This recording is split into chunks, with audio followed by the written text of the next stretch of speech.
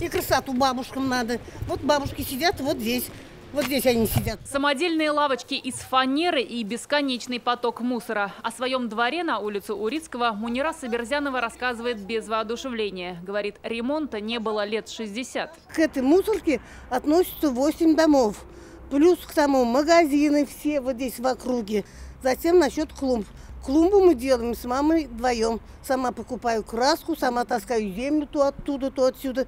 Стараемся, чтобы двор у нас был красивый. Кому цветы посадить, а кому машину поставить. В 2 домах порядка 150 жителей и ни одного парковочного места. Места нет, и приходится парковаться прямо на детской площадке. Тут у нас и дети играют, да, ну как бы и зеленая зона, деревья растут, да, но получается выхода нет, места нет. Выход находит президентская программа «Наш двор». Проблемы жителей услышали. И накануне архитекторы вместе с экспертами представили проектное решение. Работы во дворе на улице Урицкого закипят уже в этом месяце.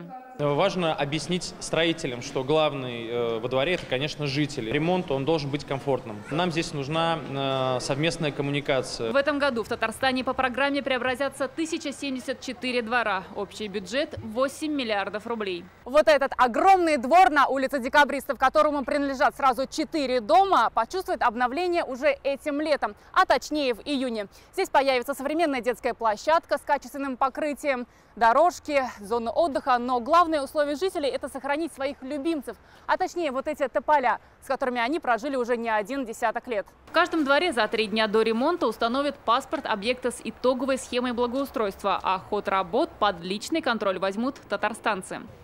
Наталья Мизна, Адель Миндубаев, Марат Зайдуллин, ТНВ, Казань. Закажи рекламу на ТНВ. Телефон в Казани 5 705 100.